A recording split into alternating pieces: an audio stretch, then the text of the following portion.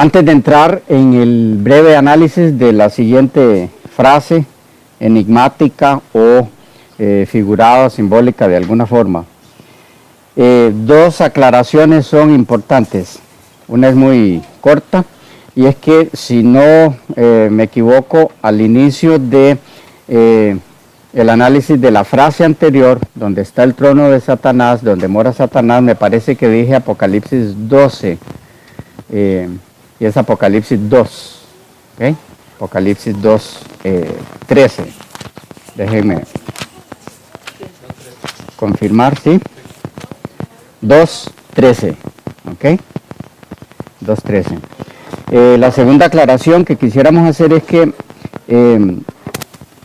terminada la exposición, acá hubo una pregunta de alguien ya fuera de la grabación, y es que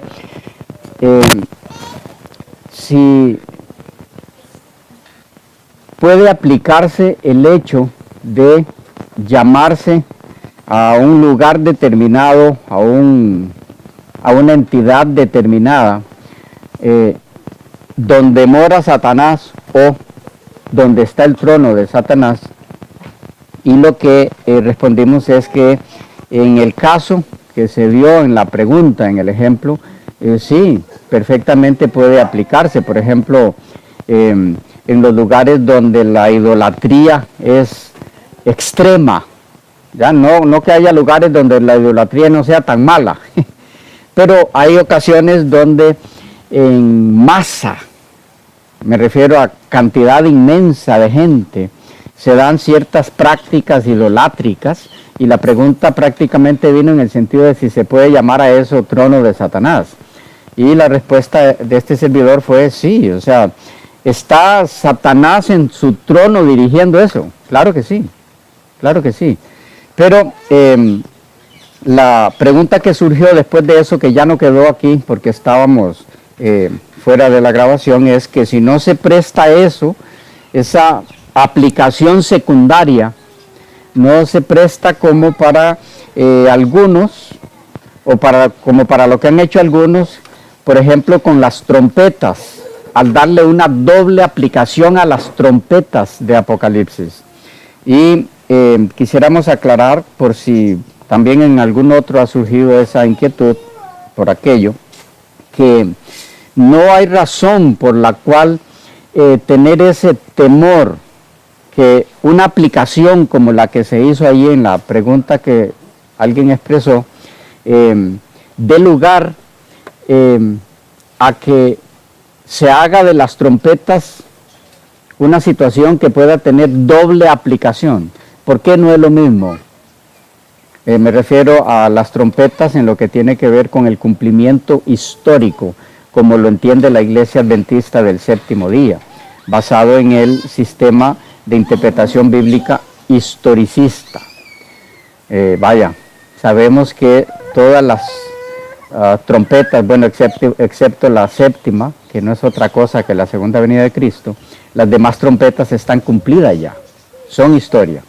Pero hay quienes insisten hoy día de que las trompetas están a futuro, otros que están cumpliéndose, etc. Y entonces lo que quiero mencionar es que no es lo mismo la aplicación que hemos hecho aquí en relación a la pregunta que hizo el hermano, ya mencionada, que hacer una doble aplicación de las trompetas. ¿Por qué? ¿Por qué? Porque la pregunta que el hermano hizo es, ok, en un lugar donde se den las mismas circunstancias que se dieron en Pérgamo, donde la idolatría ha sido o ha llegado a un nivel extremo, ¿puede decirse que ahí está el trono de Satanás?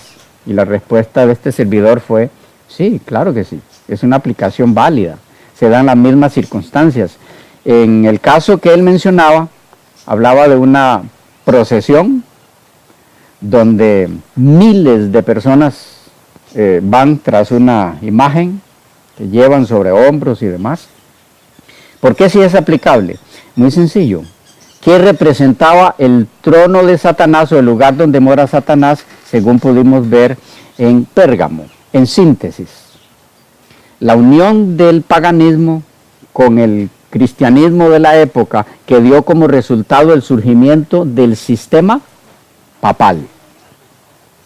¿Ok? Entonces, en esa procesión que mencionaba el hermano, de qué procedencia es esa procesión, qué entidad es la que está detrás, la misma de la que se hablaba en Pérgamo, el papado. O sea, la institución es la misma. Por lo tanto, la aplicación a nuestros tiempos o en nuestros tiempos es la misma, porque la entidad es la misma.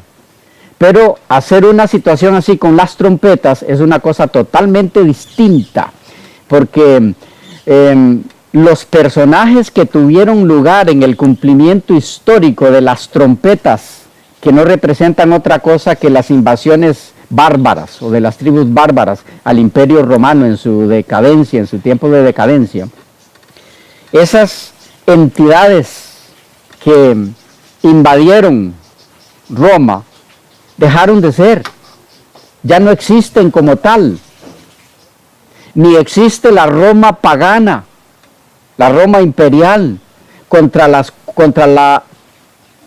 que estas entidades o tribus bárbaras arremetieron. Ya no existen. No sé si comunico el punto. Hacer una aplicación secundaria de las trompetas cuando ya no existen ni la entidad que fue atacada ni las que atacaron, ni existen las mismas circunstancias, no tiene nada que ver. ¿Ya? La comparación entre las dos cosas no es válida, porque la comparación entre la procesión que mencionó el hermano,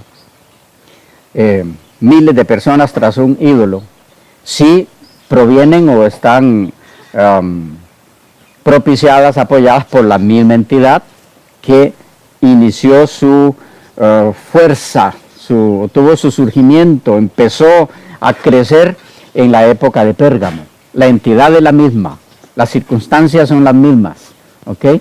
En el caso de un segundo cumplimiento para las trompetas, estamos hablando de entidades distintas, en épocas distintas, donde ninguna de las entidades ya existen como tales. Es importante aclarar ese punto. Bueno, importante porque recuerden que la materia que estamos es en métodos de interpretación, ¿ya? Así que es aquí precisamente el punto donde aclararlo. Si algo no se entendió de esta segunda aclaración, con mucho gusto lo hacemos en forma personal a alguien que así lo desee. Bueno, vamos entonces a la siguiente frase que les decía que nos da mucha luz en relación a la que estudiamos anteriormente. ¿Cuál fue la anterior? Dos frases con un mismo significado. ¿Dónde está el trono de Satanás? Donde mora Satanás. Pero hay algo aquí que nos da más luz. En el mismo capítulo 2 de Apocalipsis, en este caso el versículo siguiente, el 14, 2:14. ¿Alguien quiere leerlo? 2:14. Bien fuerte, claro para todos.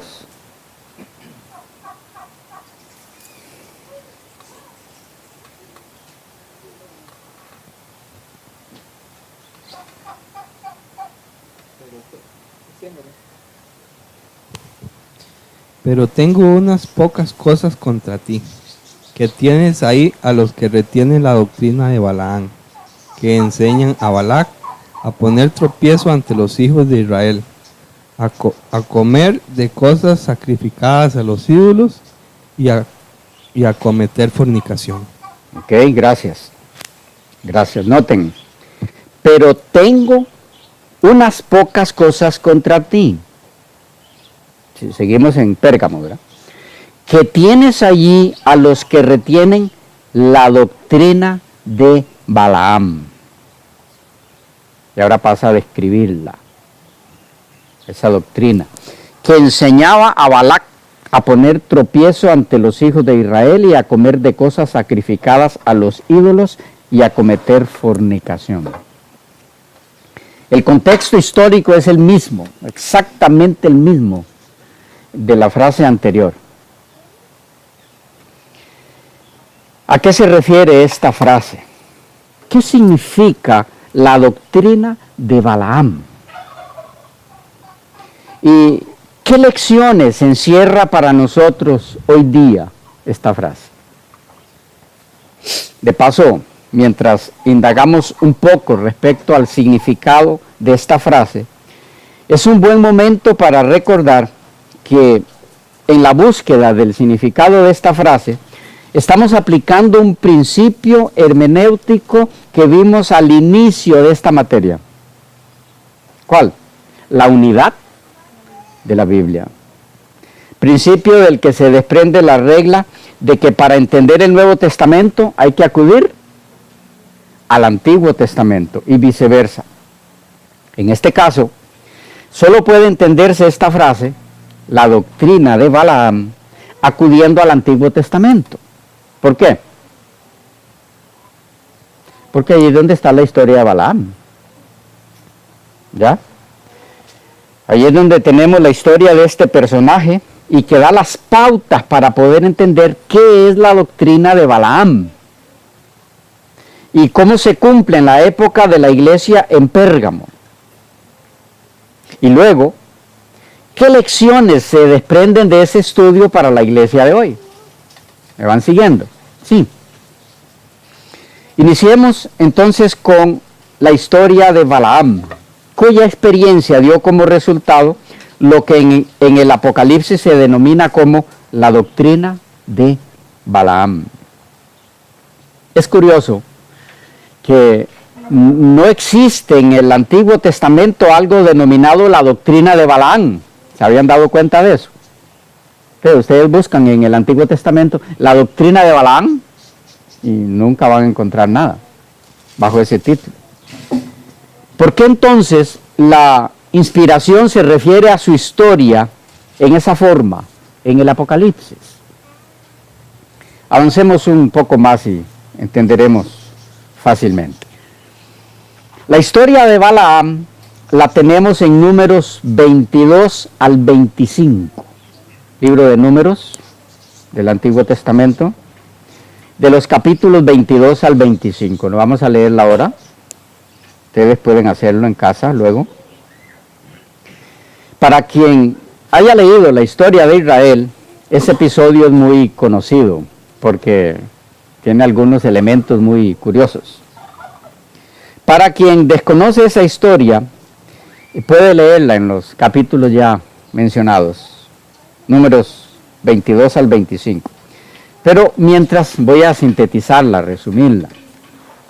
Balaam, quien en un tiempo fue profeta de Dios y en alguna época perteneció al grupo de donde provenían los magos de Oriente, que se presentaron al nacimiento de Jesús, y que aún profesaba ser siervo del Altísimo,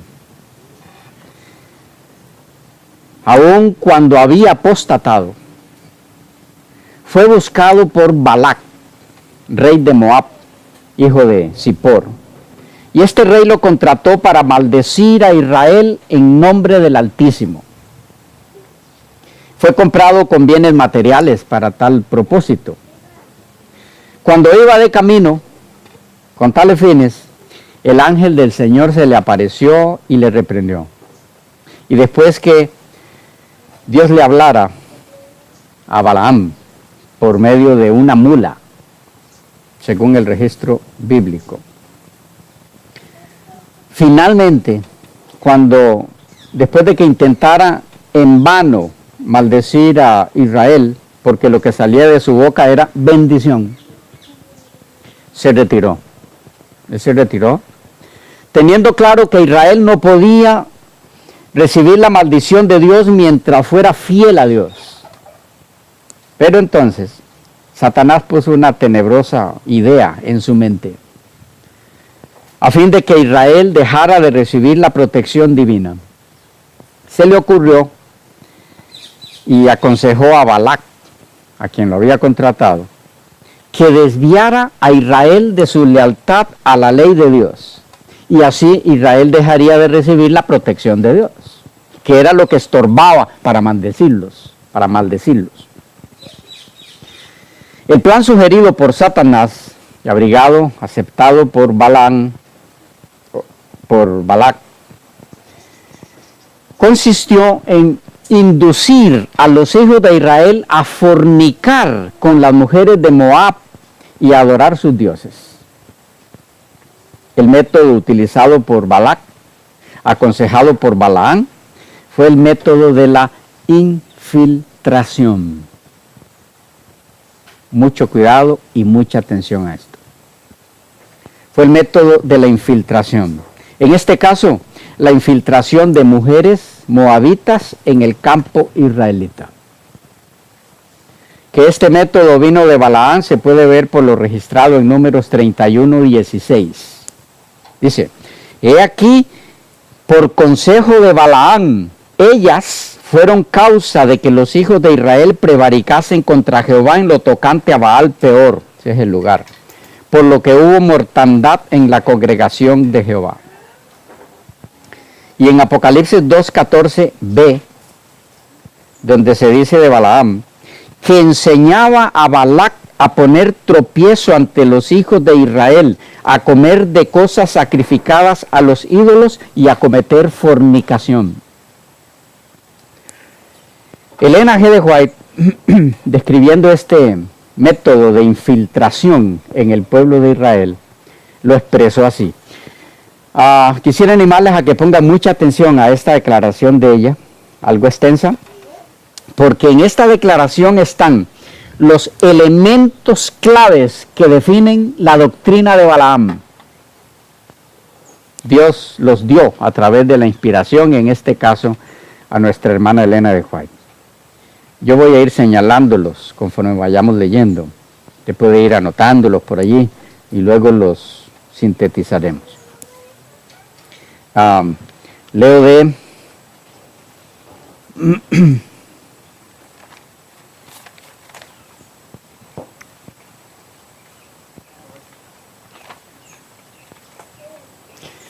Historia de los Patriarcas y Profetas, Elena G. de White, 1982, la edición, páginas 484, 485. ¿Había una mano o algo? ¿No? Ok. Dice así. Al principio hubo muy pocas relaciones entre los israelitas y sus vecinos paganos, pero después de algún tiempo, las mujeres madianitas, ese era un pueblo aliado con los moabitas, después de algún tiempo las mujeres madianitas comenzaron a introducirse. ¿Qué es eso? Infiltrarse. Comenzaron a introducirse en el campo. La aparición de estas no causó alarma. Y tan cautelosamente llevaron a cabo sus planes que nadie llamó la atención de Moisés al asunto. Fue muy sutil, es la palabra. Nadie llamó la atención al asunto. Sigue diciendo, estas mujeres tenían por objeto en sus relaciones con los hebreos seducirlos para hacerlos violar la ley de Dios. Anoten. Hacerlos violar la ley de Dios. ¿Qué es la doctrina de Balaam? Hacerlos violar la ley de Dios. Llamar la atención a costumbres y ritos paganos. E inducirlos a la idolatría. Ocultaron diligentemente estos motivos bajo la máscara de la amistad. Eso es clave. Todo esto se logró a través de la máscara de la amistad. De modo que ni siquiera los guardianes del pueblo lo sospecharon. Es que la mente que estaba detrás de eso era una mente maestra. Eso lo dije yo. ¿Okay? Sigue diciendo ella después de decir, de modo que ni siquiera los guardianes del pueblo lo sospecharon. Por consejo de Balaam, el rey de Moab decidió celebrar una gran fiesta en honor de sus dioses y secretamente se concertó que Balaam indujera a los israelitas a asistir. Ellos le consideraban profeta de Dios y no le fue difícil alcanzar su fin. Gran parte del pueblo se reunió con él para asistir a las festividades. Se aventuraron a pisar terreno prohibido y se enredaron en los lazos de Satanás. Hechizados por la música y el baile. ¿Okay? Sigan anotando. Hechizados por la música y el baile y seducidos por la hermosura de las vestales. Las vestales eran doncellas paganas consagradas a la diosa Vesta. Dice, hechizados por la música y el baile y seducidos por la hermosura de las vestales paganas, desecharon su lealtad a Jehová. Mientras participaban en la alegría y en los festines, el consumo de vino ofuscó sus sentidos y quebrantó las vallas del dominio propio. ¿Necesitó Satanás hacer algo que obstaculizara el uso sano del sentido común? En este caso usó el vino. Dice, predominó la pasión en absoluto. Y habiendo contaminado su conciencia por la lascivia, se dejaron persuadir a postrarse ante los ídolos. Ofrecieron sacrificios en los altares paganos y participaron en los ritos más degradantes. No tardó el veneno en difundirse por todo el campamento de Israel como una infección mortal. Los que habían vencido a sus enemigos en batalla fueron vencidos por los ardides de mujeres paganas. La gente parecía atontada. Los jefes y hombres principales fueron los primeros en violar la ley. Anoten. Los jefes y los hombres principales fueron los primeros en violar la ley. Y fueron tantos los culpables que la apostasía se hizo nacional. Allegóse el pueblo a Baal Peor, número 25. Cuando Moisés se dio cuenta del mal, sigue diciendo Elena de White, la conspiración de sus enemigos había tenido tanto éxito que no solo estaban los israelitas participando del culto licencioso en el monte Peor, sino que comenzaban a practicarse los ritos paganos en el mismo campamento de Israel. El viejo Adalid, Moisés, el viejo Adalid, se llenó de indignación y la ira de Dios se encendió. He escogido esta descripción del evento hecha por Elena de White porque contiene todos los elementos claves para dar con el significado de la frase la doctrina de Balaam.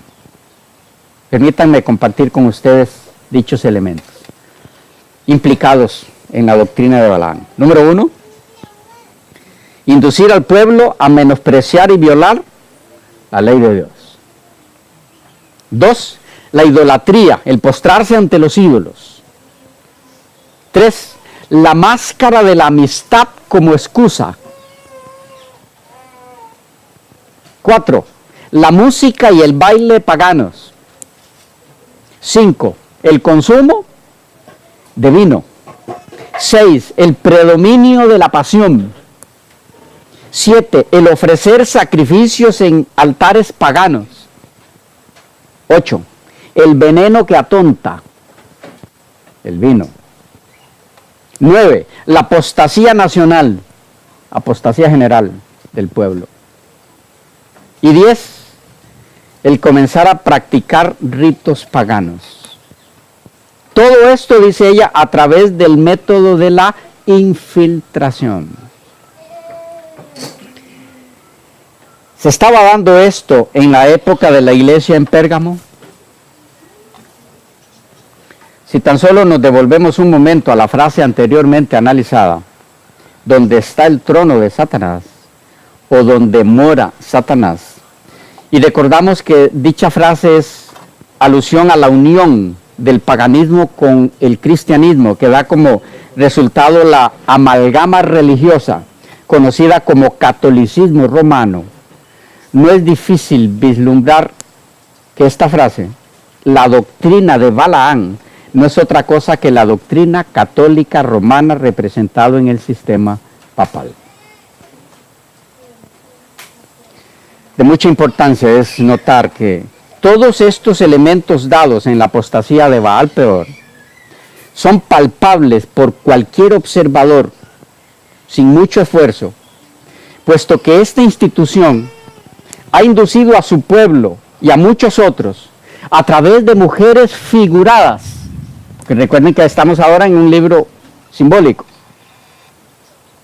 a través de mujeres figuradas, las hijas de la gran ramera de Apocalipsis 17, a todas y a cada uno de estos medios a los que ha filtrado, en todos ellos ha introducido estos elementos de apostasía. Ha inducido a su propio pueblo y a otros que ha infiltrado a violar la ley de Dios. ¿Lo hizo o no lo hizo el papado? Cambiando el cuarto mandamiento del decálogo del sábado como día de reposo por el domingo. Eliminando, o más bien aumentando, dividiendo el mandamiento último en dos. El 10º mandamiento lo dividieron en dos, porque como quitaron el segundo, que dice que no debemos tener ni adorar imágenes, les quedaban 9 en el catecismo. Entonces, para que siempre le quedaran 10 y que las personas que no leen la Biblia, sino solo el catecismo, pensaran que esos son los 10 de la Biblia, el 10º que dice no codiciarás lo dividieron en dos. No codiciarás la mujer del prójimo, 9, y no codiciarás ninguna otra cosa del prójimo, 10, pero es el mismo. Indujo al pueblo a violar la ley de Dios. 3, indujo al pueblo a amistarse con ella a través de, ¿qué decía la declaración de Elena de White? Máscara de la amistad. ¿Saben? Eso tiene un nombre hoy día. Se llama ecumenismo. La máscara de la amistad. Ha inducido al pueblo a desviarse de Dios a través de la música y el baile pagano. Lo ha inducido a alejarse de Dios, al inducirlo o motivarlo al consumo de vino, literal para el sacerdote en cada misa y simbólico para el pueblo en su doctrina falsa,